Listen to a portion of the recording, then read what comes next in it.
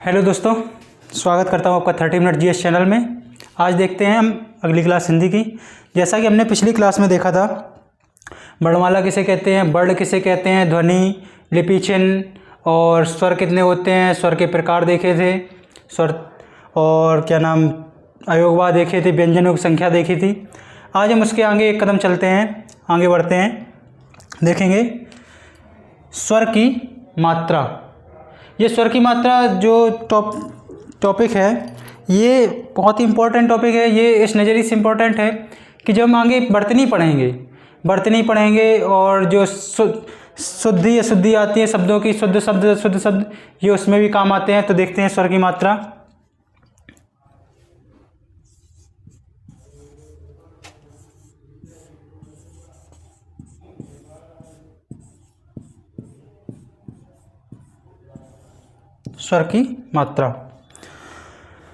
स्वर की मात्रा क्या होती है? जैसे कि हम लोग स्वर कल हम लोगों ने पढ़े थे, आ बड़ा, ई बड़ी, ऊ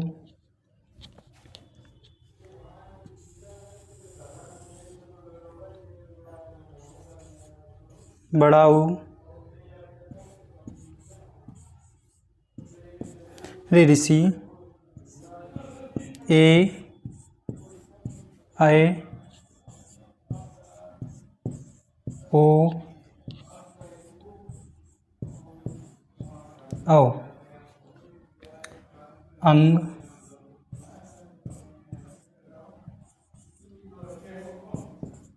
आहा।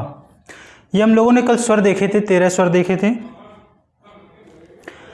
अगर हम इन स्वर को स्वतंत्र रूप से लिखते हैं, किसी के साथ योग नहीं करते हैं, तो हमेशा ही इसका मूल रूप लिखेंगे, इसका वास्तविक रूप लिखेंगे। अगर हम इन स्वर को किसी व्यंजन के साथ अगर हम जोड़ना चाहें, व्यंजन के साथ जब योग करते हैं, तो ये स्वर अपने मूल रूप में ना आकर एक विशेष चिन्ह के रूप में आते हैं, विशेष प्रतीक के रूप में आते हैं, जिसको हम क्या कहते हैं? मात्रा, स्वर की मात्रा। जैसे कि हम आके देखते हैं, आगे कोई मात्रा नहीं होती है, केवल जो व्यंजन होते हैं उसमें से हलंत हटा दिया जाता है। अब ये आखिरकार हलंत क्या होता है? हलंत देखते हैं, एक शॉर्ट में देख लेते हैं हलंत क्या होता है। हलंत जो होता है वो ऐसे नीचे डैश लगा होता है, किसमें? व्यंजन में। जैसे हमने लिखा का, ये ऐसा जो डैश लगा दी, ये है हमारा हलंत। अगर हम इस हलंत को हटा देते हैं तो ये हमारा क्या माना जाएगा कि इसमें स्वर शामिल है। कौन सा? छोटा आ। तो ये छोटा आ की कोई मात्रा नहीं होती, केवल अगर हलंत नहीं लगा है किसी व्यंजन में तो वो हमारा माना जाएगा कि उसमें छोटा आ की मात्रा लगी हुई है। तो हम इसका देखते हैं, बड़े आ की मात्रा। बड़े आ की मात्रा होती है खड़ी पाई। इसको क्या कहते हैं? इसको नाम दिया गया है खड़ी पाई। जो ये ऐसा डंडा है, इसको क्या कहते हैं? खड़ी पाई।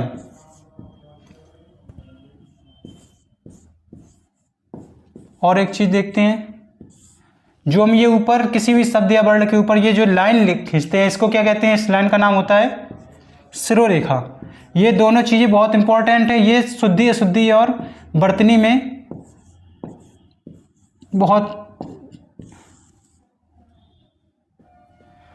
में इसको प्रयोग करते हैं। और एक चीज़ हम देखते हैं कि जब भी हम ये सा बनाएंगे, ऐसा ये गुंडी वाला, उसके ऊपर ये शिरोरेखा कटी होती है, कभी उसके ऊपर से नहीं देखते हैं। चलिए, ये तो हमने देख लिया। अब आ जाते हैं अपने टॉपिक पर वापस। स्वर की मात्रा ये तो हो गई हमारी खड़ी पाई, बड़ा के डंडा, बड़ा की मात्रा हो गई ये खड़ी पाई। छोटी की मात्रा ये होगी छोटी की मात्रा। अब इनको हम मात्रा व्यंजन में भी साथ साथ लगाकर चलते हैं। ये व्यंजन देखते हैं का, इसमें भी हलंत नहीं लगा है। अगर हम हलंत लगाए तो ये व्यंजन बन गया, शुद्ध व्यंजन बन गया। अब हमने इसको ये हलंत हटा दिया, इसमें कौन सी मात्रा शामिल हो गई? छोटा की मात्रा। बड़ा की मात्रा देखते हैं, बड़ा की मात्रा, छोटी की मात्रा। ये हम व्यंजन के साथ जब भी स्वर का प्रयोग कर रहे हैं तो ये अपने मात्रा के रूप में ही आ रहे हैं। अभी हम इसको ऐसे नहीं लिख सकते हैं कि जैसे हमने व्यंजन के साथ स्वर का प्रयोग करना चाहा तो हम अगर ऐसे लिख दें का आ, तो ये हमारा गलत हो जाएगा पूरा, क्योंकि व्यंजन के साथ अगर हमको प्रयोग करना है तो ये इसकी मात्रा के रूप में आएगा, ना कि अपने मूल रूप में नहीं आएगा। तो ये हो गया आपका सही और ये गलत हो गया। देखते हैं बड़ी ई की मात्रा।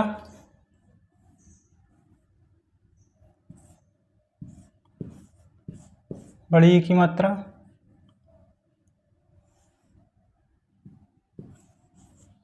अब देखते हैं छोटा ऊ की मात्रा। ये होगी छोटा ऊ की मात्रा। यहाँ देखते हैं स्वर व्यंजन के साथ बड़ी ई और ये छोटा ऊ की मात्रा। ये हो गई आपकी बड़ा ऊ की मात्रा। यहाँ व्यंजन के साथ बड़ा ऊ की मात्रा री। ये हो गई आपकी री की मात्रा। ये री की मात्रा ये है जो व्यंजन के नीचे लगती है। जैसे यहाँ देखते हैं ये हमारा व्यंजन लिखा है, तो ये जो री की मात्रा है वो यहाँ लगेगी, नीचे लगेगी व्यंजन के। ए की मात्रा शिरोरेखा के ऊपर एक।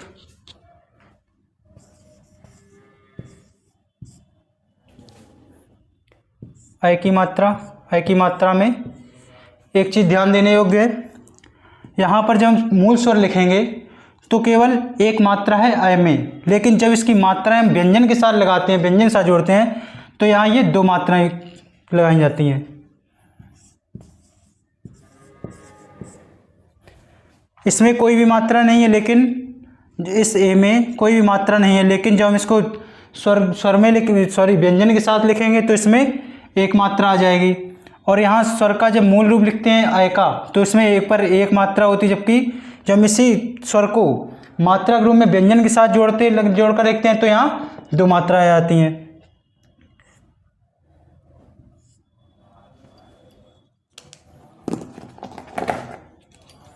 अब देखते हैं ओ की मात्रा। ओ की मात्रा ये हो गई आपकी औ की मात्रा। यहाँ देखते हैं व्यंजन के साथ ओ की मात्रा, औ की मात्रा। अब ये देखते हैं अनुस्वार। अनुस्वार जो है बिंदी, ये शिरोरेखा के ऊपर लगाई जाती है, और ये विसर्ग की केवल ये मात्रा होती है, दो बिंदी। देखते हैं स्वर के व्यंजन के साथ कैसे हम लिखेंगे। व्यंजन और ये शिरोरेखा के ऊपर बिंदी लगाई जाएगी। ये होगी आपके अनुस्वार की मात्रा। ऐसे ही आगे विसर्ग की मात्रा। विसर्ग की मात्रा हमेशा स्वर के पीछे, व्यंजन के पीछे लगाई जाएगी। ये हमारी होगी स्वर की मात्राएं।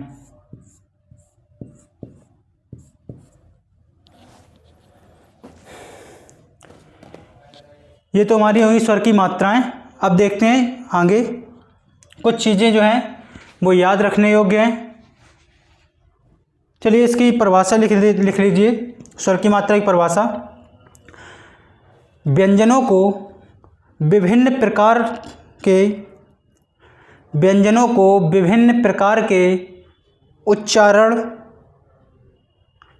उच्चारणों को स्पष्ट करने के लिए जब व्यंजनों के साथ स्वरों का योग किया जाता है। एक बार फिर से पूरी लिखते हैं। व्यंजनों के विभिन्न प्रकार के उच्चारणों को स्पष्ट करने के लिए जब व्यंजन के साथ स्वरों का योग किया जाता है तो स्वर अपने मूल रूप में ना आकर के मात्रा के रूप में आते हैं। अपने मूल रूप में ना आकर के, ये अपने मूल रूप में ना आकर के किसके रूप में आ रहे हैं? मात्रा के रूप में आ रहे हैं। तो उसी रूप को, किस रूप को? ये जो मात्रा का रूप है इस रूप को स्वर की मात्राएं कहते हैं। ये तो हो गई आपकी परिभाषा और ये आपको मैंने समझा ही दिया है। अब आगे देखते हैं कुछ तथ्य हैं जो इम्पोर्टेंट है, याद रखने योग्य हैं, जो कि आगे वर्तनी में वाक्य शुद्धिकरण में आपके बहुत ही ज़्यादा काम आएंगे। देखते हैं।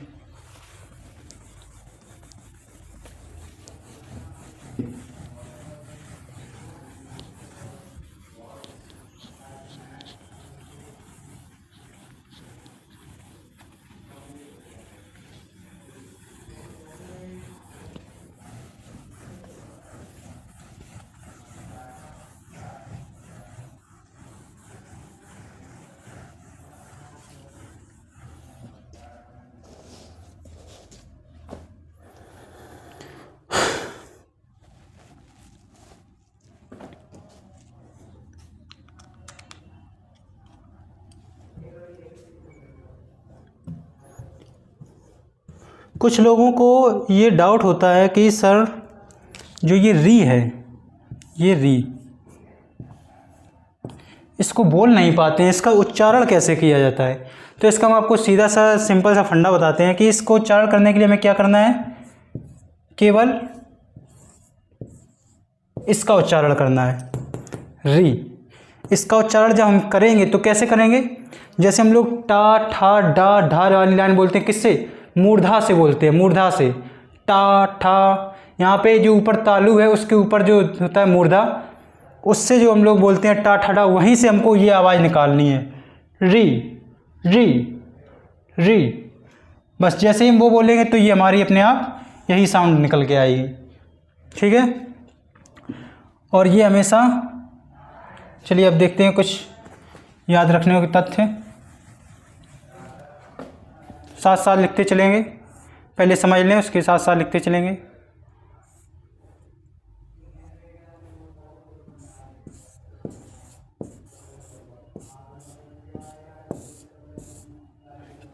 नंबर 1 देखते हैं।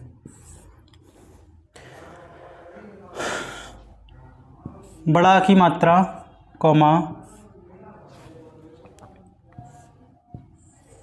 बड़ी की मात्रा कॉमा ओ की मात्रा, बड़ा ओ की मात्रा और विसर्ग। बड़ा की मात्रा, बड़ी ई की मात्रा, ओ और औ की मात्रा और विसर्ग। ये जो मात्रा होती है कहाँ लगाई जाती हैं, ये लगाई जाती हैं किसी भी व्यंजन के,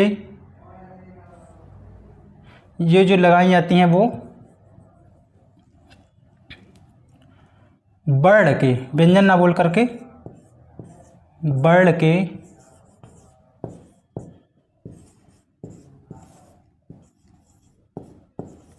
पीछे लगाई जाती हैं। ये जो मात्रा है वो वर्ण के पीछे लगाई जाती है। जैसे उदाहरण देखते हैं, उदाहरण देखते हैं, धारा। ये देखिए, ये बड़े आकार डंडा है, जो बड़ा की मात्रा, ये किसके पीछे लगाई जा रही है, इस वर्ण के पीछे लगाई है। जैसे ये जो ये बड़ा की मात्रा, ये इस वर्ण के पीछे लगाई जा रही है। अब देखते हैं बड़ी की मात्रा, जैसे सिरा,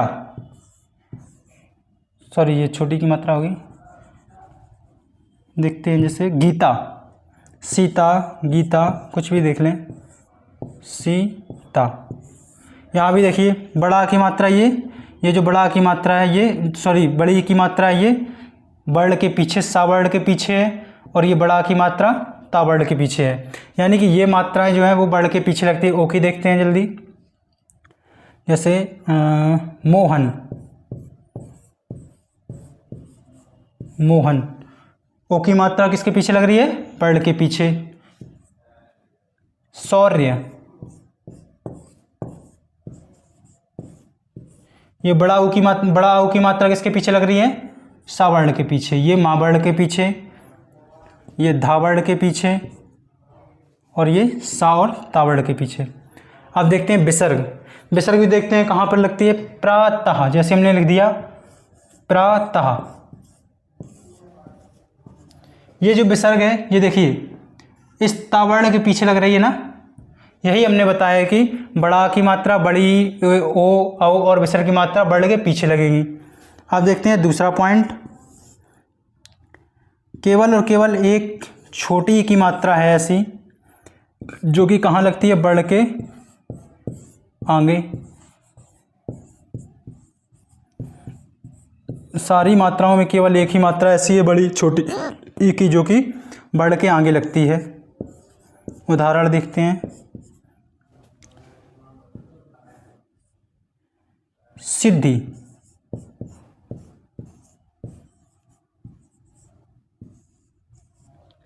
ये देखिए छोटी की मात्रा कहाँ लग रही है, इस सा वर्ण के आगे, और इस धा वाले वर्ण के लिए छोटी की मात्रा कहाँ लग रही है, इस दा और इस दा वर्ण के आगे।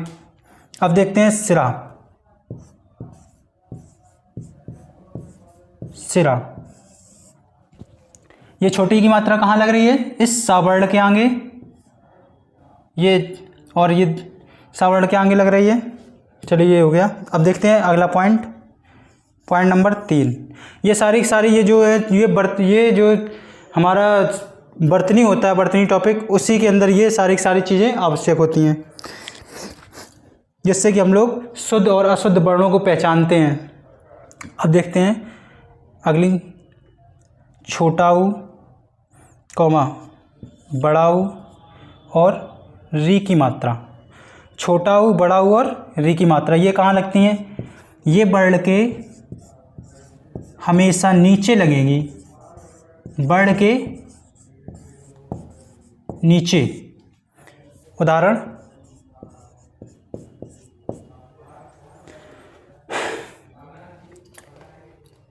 पुष्प। उदाहरण हमारा हो गया पुष्प। इसमें ये देखिए छोटी ऊ की मात्रा है जो वो पा वर्ण के नीचे आ रही है। छोटी ऊ की मात्रा हमने कहाँ बताई है, नीचे वर्ण के, यानी कि पा वर्ण के नीचे। अब देखते हैं बड़ा ऊ की मात्रा, जैसे चूहा। चूहा, यहाँ देखिए ये बड़ा ऊ की मात्रा वर्ण के नीचे आ गई। इसी प्रकार री की मात्रा देखते हैं, जैसे वृत्त। वृत्त, ये देखिए जो री की मात्रा है ये वृत्त, यानी कि वाह बढ़ के नीचे लगी है। ऐसे ही देखते हैं एक और, पृथ्वी। पृथ्वी,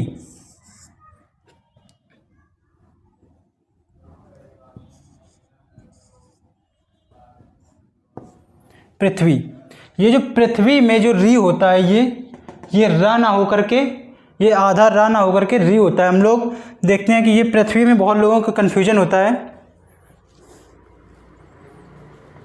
जैसे ये देखते हैं यहाँ,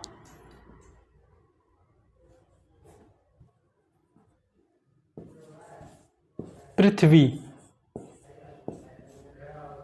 ये सही है या फिर ये सही है, इन दोनों में कौन सा सही है?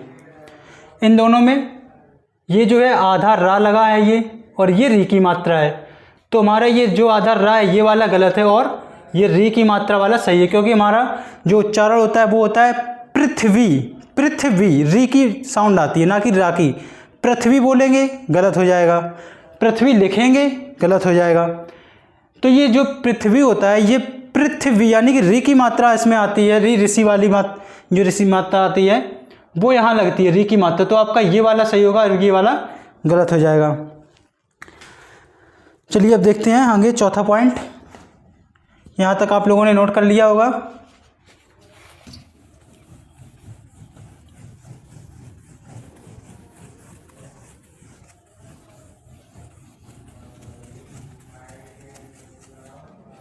चौथा पॉइंट देखते हैं,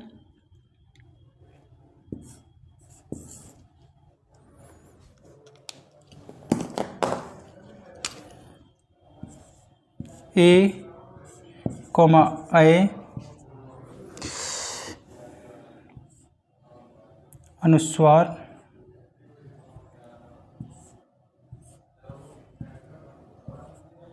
और ये चंद्र बिंदु। ये मात्राएं कहाँ लगती हैं? ये हमेशा वर्ण के ऊपर मात्राएं लगेंगी, वर्ण के ऊपर। ये मात्राएं हमेशा वर्ण के ऊपर मात्राएं लगती हैं। ये जो और ये दोनों एक ही अनुस्वार की ही मात्राएं, लेकिन फर्क क्या है वो हम आगे चल के देखेंगे। अभी पहले इसका उदाहरण देख लेते हैं।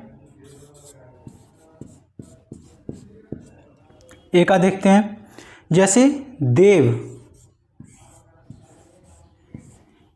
देव दा के ऊपर हमारी मात्रा लगनी चाहिए, क्योंकि दा व्यंजन के ऊपर ही हमारा ये साउंड आ रहा है ए का, तो ये दा वर्ण के ऊपर होगी मात्रा। अब देखते हैं अ की मात्रा में क्या है, जैसे पैर, पा वर्ण के ऊपर दोनों मात्राएं होगी। अब देखते हैं ये अनुस्वार वाला, जैसे अंग,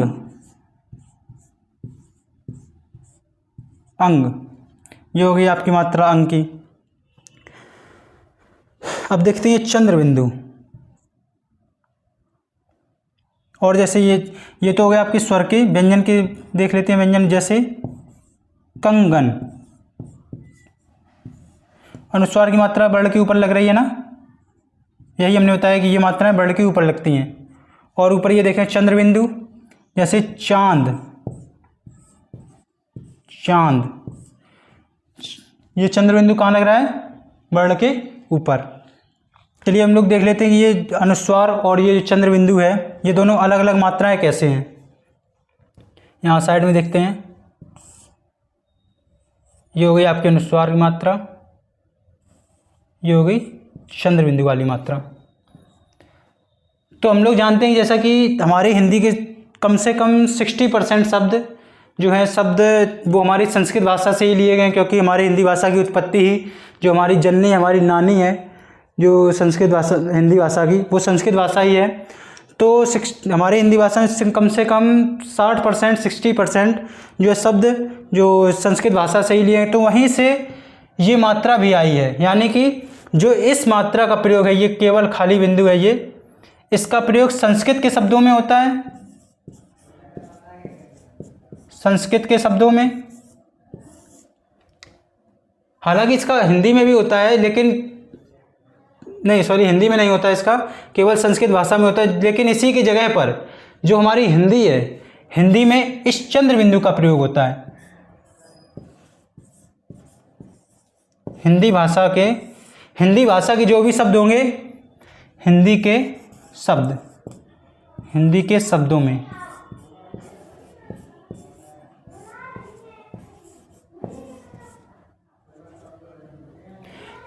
इस चंद्र बिंदु का प्रयोग हिंदी के शब्दों में होगा, और इस वाली अनुस्वार का प्रयोग संस्कृत के शब्दों में होता है, संस्कृत शब्दों में।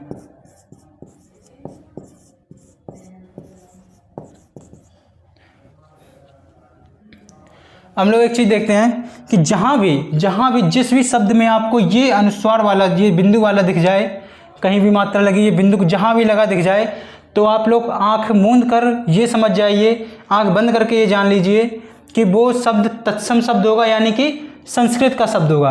और जहाँ पर ये चंद्र बिंदु आ जाए, वहाँ पर 100% आप ये श्योर हो जाइए कि वो हिंदी के शब्द यानी कि तद्भव शब्द में आएगा। तो ये जहाँ पर बिंदु लगा हो, ये हमारा तत्सम शब्द हो जाएगा, संस्कृत का शब्द, और ये जहाँ चंद्र बिंदु की मात्रा लगी वो हमारा हिंदी का शब्द यानी कि तद्भव शब्द हो जाएगा। चलिए अब आगे देखते हैं, अपना दूसरा देखते हैं, जहाँ पर टॉपिक पर वापस आते हैं।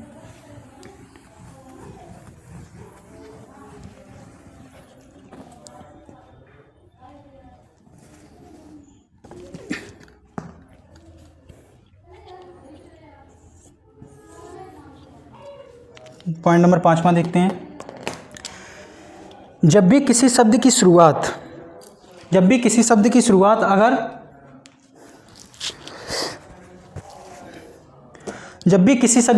अगर स्वर से हो रही है, तो वहाँ पर स्वर अपने मूल रूप में आएगा, अपने वास्तविक रूप में आएगा, अपनी मात्रा के रूप में नहीं आएगा। अगर शब्द की शुरुआत अपने शब्द की शुरुआत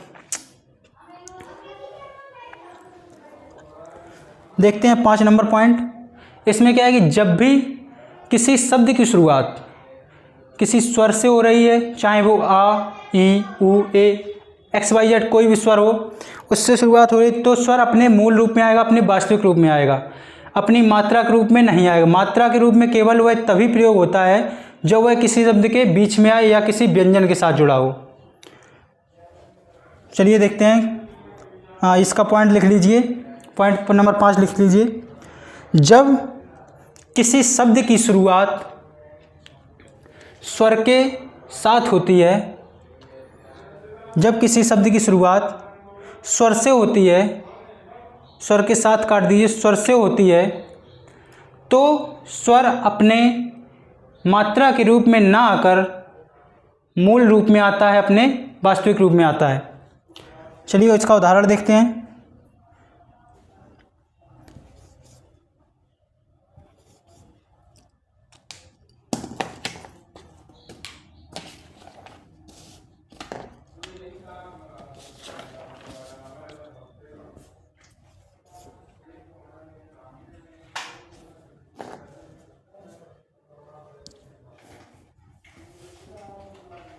चलिए उदाहरण देखते हैं। जैसे आदमी,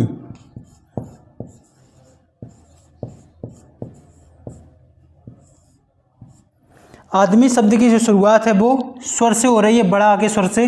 तो यहाँ पर स्वर ये जो आ है वो अपनी मात्रा के रूप में ना आकर के, मात्रा के रूप में ना आकर के अपने मूल स्वर, मूल रूप में आया है। ये जो आ है वो अपने मूल रूप में आया है। ऐसे ही देखते हैं इश्क,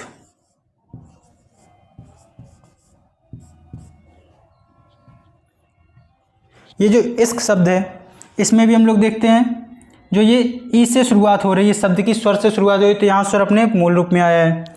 अब देखते हैं जैसे एहसास,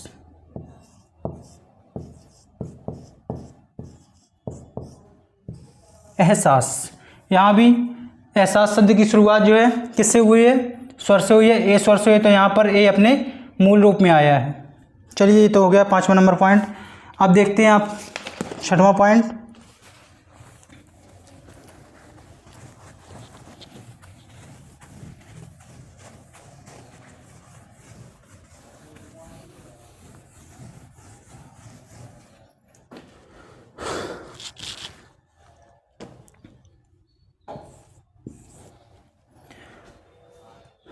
छठवें पॉइंट में समझने वाली बात है कि जब भी किसी शब्द में लगातार 2 स्वर आए, लगातार 2 शब्दों का प्रयोग, 2 स्वरों का प्रयोग हो, तो वहाँ पर जो पहला स्वर है वो अपनी मात्रा के रूप में आएगा व्यंजन के साथ, और जो दूसरा स्वर है वो अपने मूल रूप में आएगा। जैसे यहाँ देखते हैं, उदाहरण के साथ समझते हैं। जैसे शुरुआत,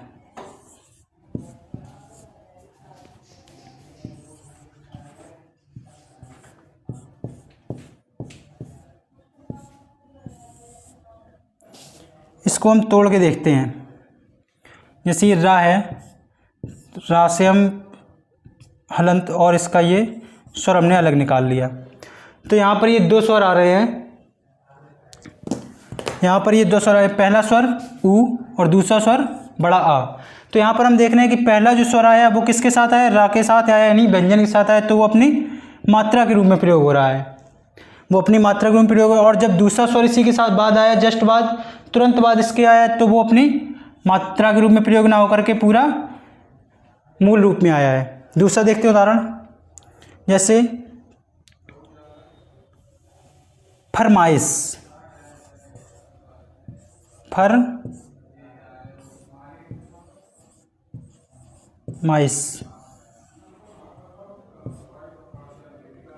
फरमाइश, इसका देखते हैं। यहाँ पे ये देखिए माँ के साथ ये बड़ा आकार, बड़ा आ की जो मात्रा आई है, बड़ा आ यहाँ पर है, यहाँ पर एक स्वर है क्या, बड़ा आ, और दूसरा स्वर ये तुरंत आवाज में आया क्या, ई।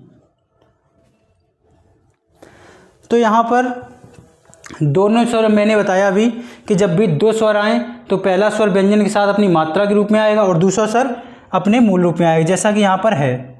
यहाँ पर देखिए पहला स्वर अपने व्यंजन के साथ आकर के मात्रा के रूप में आया है और ये दूसरा स्वर मूल रूप में आया है। चलिए अब देखते हैं आगे। जैसे कि एक और देखते हैं उदाहरण। चलिए 2 उदाहरण हैं, बहुत हैं। अब आगे देखते हैं स्वरों का वर्गीकरण।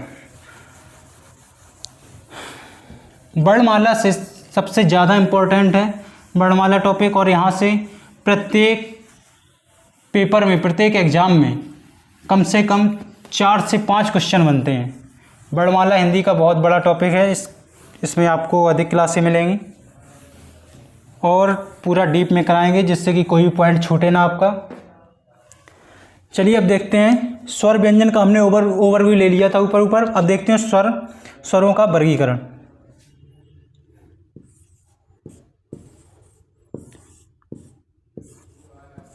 स्वरों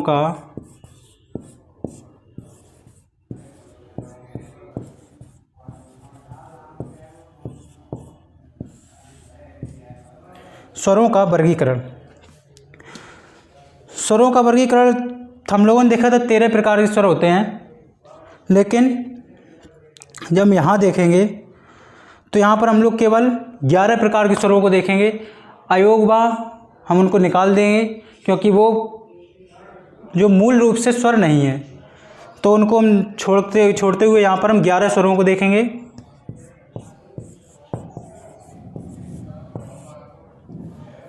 ग्यारह स्वर। पहला नंबर देखते हैं उच्चारण के आधार पर।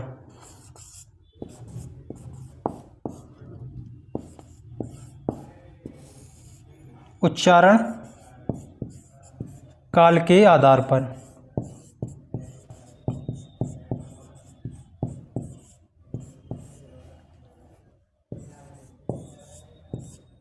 उच्चारण काल के आधार पर। उच्चारण काल के आधार पर कैसे होगा? जैसे कि हम स्वर बोलते हैं आ,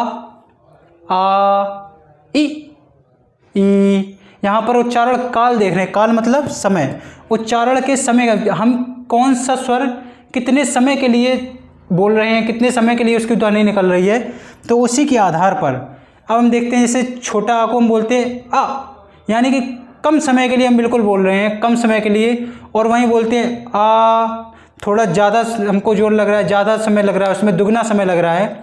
ऐसा ही लिखते हैं ई, यानी कि छोटी बोलते समय में कम समय लग रहा है। वहीं बड़ी के लिए ई, यानी कि छोटी से दुगना समय लग रहा है। ऐसे ही हम देखते हैं इसके आधार पर क्या कितने भेद होते हैं का नंबर देखते हैं। ह्रस्व स्वर, यहाँ पर ही स्वरों का वर्गीकरण होगा। 11 स्वरों को हम लेंगे। उच्चारण काल के आधार पर हम देखते हैं कितने प्रकार के भेद होते हैं। उच्चारण काल के आधार पर 3 भेद होते हैं। 3 भेद होते हैं। पहला ह्रस्व स्वर। यहाँ पर ये ह्रस्व कैसे लिखा जाएगा?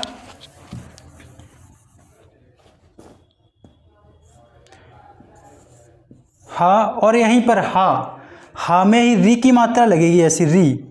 ये ह्रस्व स्वर। ह्रस्व यहाँ पर हा में ही, क्योंकि ये हमारा जो हा है ये आधा हा है और यहाँ पर हम इसको री की मात्रा से पूरा कर रहे हैं, इसलिए हम बोलते इसमें यहाँ पर ह्रस्व, ये री की मात्रा लगी हुई है। ह्रस्व, ये यहाँ पर रा नहीं होता है, इसको आप प्रोनाउंस करेंगे, बोलेंगे ह्रस्व स्वर। चलिए ह्रस्व में देखते हैं। इसकी पहले परिभाषा लिख लीजिए। जिन स्वरों के उच्चारण काल में कम समय लगता है उसे ह्रस्व स्वर कहते हैं। अब इसके अन्य नाम भी होते हैं। इसको अन्य नाम से क्या कहते हैं? लघु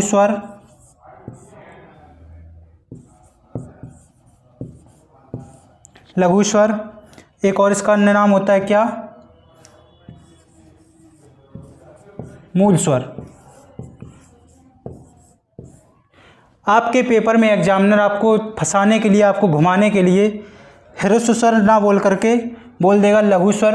हिंदी भाषा में लघु स्वर कितने होते हैं, या फिर हिंदी भाषा में जो मूल स्वर होते हैं वो कितने होते हैं?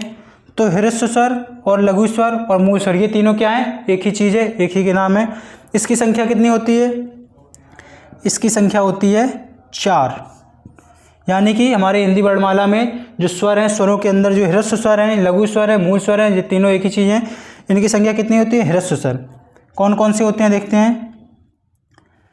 इनकी संख्या 4 होती है। होते कौन कौन से हैं? आ छोटा, छोटी, ऊ,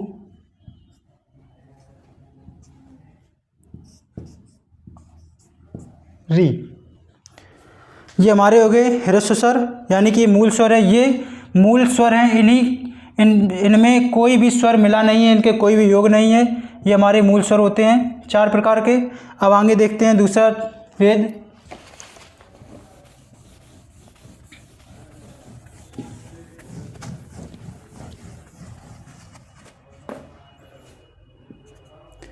खा, दीर्घ स्वर।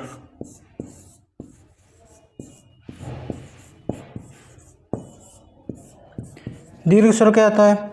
जिन स्वरों के उच्चारण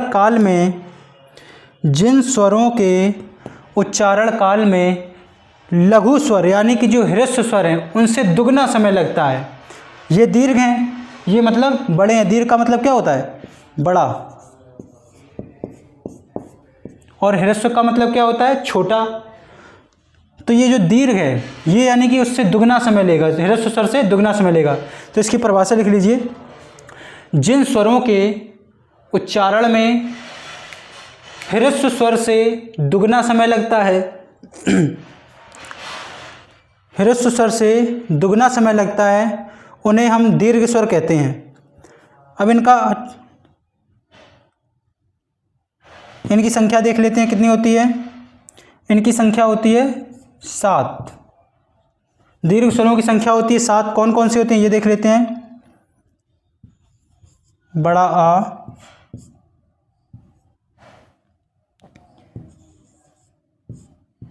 बड़ी ई,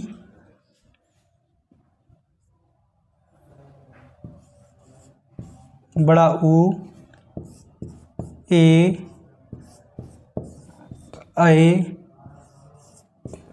ओ,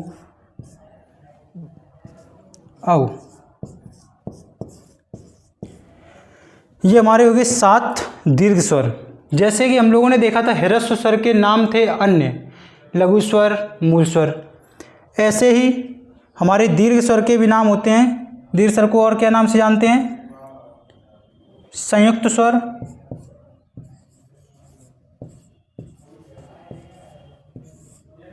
संयुक्त स्वर,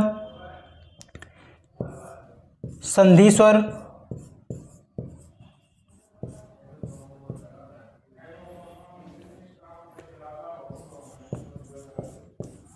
एग्जामिनर आपको परीक्षा में संयुक्त स्वर के नाम से भी पूछ सकता है, संधि स्वर के भी नाम से पूछ सकता है। अब देखते हैं, हमको ये रटने की ज़रूरत नहीं है। हम संयुक्त स्वर और संधि स्वर कैसे याद रखेंगे कि ये दीर्घ स्वर ही होते हैं, ये समझते हैं।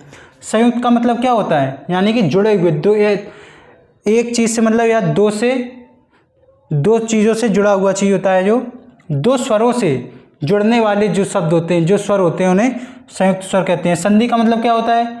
कि दो वर्ण यानी कि दो स्वर आपस में जोड़ दिए जाएं तो वो जब नया वर्ण बनता है, नया स्वर बनता है, तो वो संधि स्वर कहलाता है। जैसे हमने यहाँ पर देखते हैं ये बड़ा आ, इसको अगर हम तोड़ दें तो ये छोटा और प्लस छोटा, ये इसमें टूट जाएगा।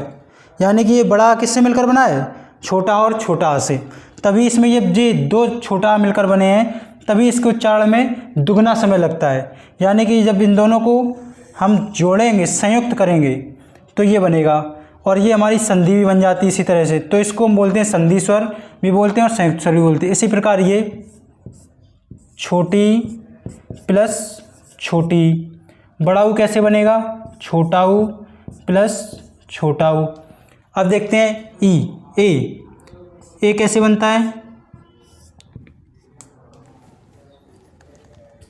आ प्लस छोटी या फिर बड़ी। जो हमारा ए है वो छोटा प्लस छोटी ई या बड़ी ई, इनके योग से बनते हैं ए। ऐसे ही ये वाले भी हम देख लेते हैं। ए यहाँ देख लेते हैं आय किससे बनेगा।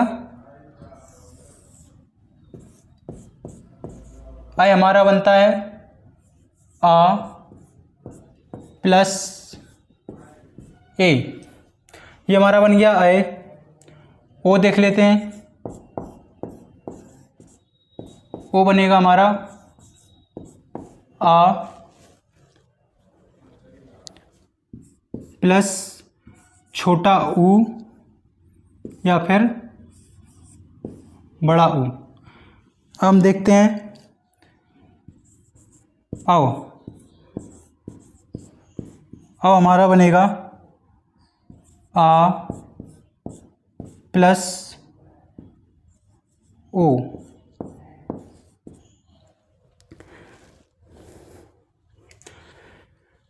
तो ये हमारे बन गए। यहाँ पर छोटा आ भी हो सकता है और बड़ा आ भी हो सकता है।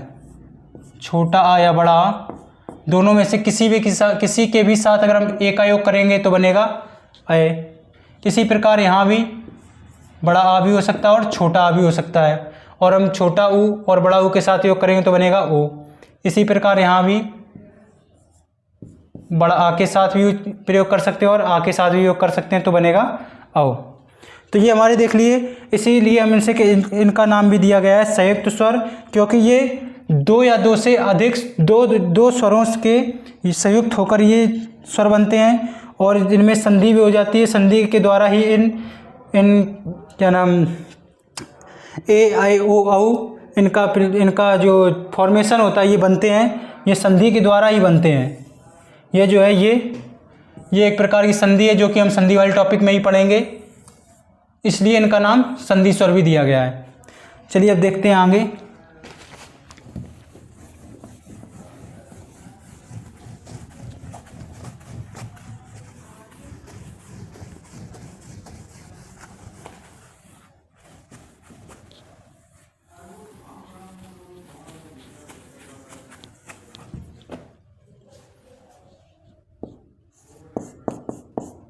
प्लुत स्वर।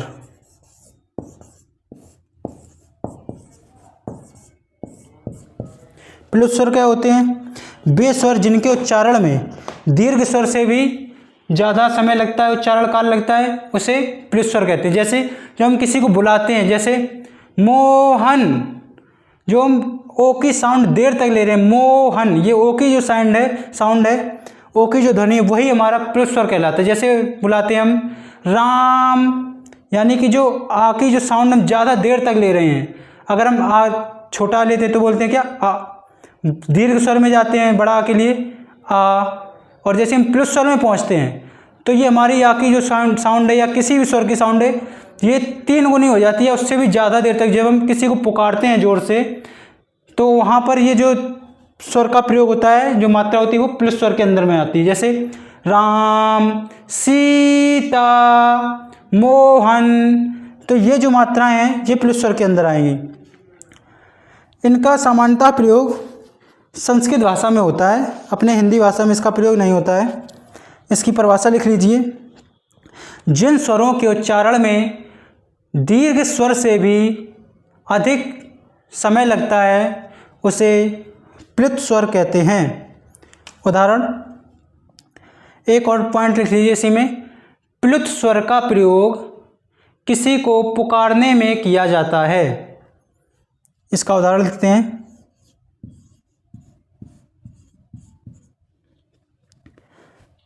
जैसे प्लुत स्वर का जो साइन होता है वो ऐसे होता है, एस के आकार का होता है।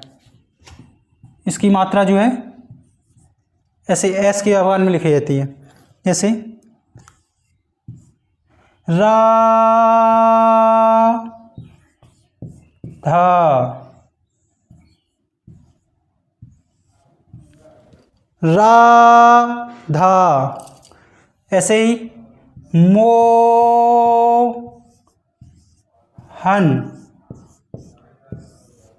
तो ये जो हमारा ये हमारा प्लुत स्वर का चिन्ह है, ये हमारे प्लुत स्वर का चिन्ह है। चलिए, आज हम लोगों ने देख लिया स्वरों का वर्गीकरण उच्चारण काल के आधार पर। अब हम कल की क्लास में देखेंगे, अगली क्लास में देखेंगे इसके आगे का टॉपिक बताना दोस्तों कैसा लगा है, और जैसा भी लगा हो आपको, अच्छा या बुरा समझ में आया हो, वो कमेंट करके बताना। चलिए अब देखते हैं अगली क्लास में। धन्यवाद।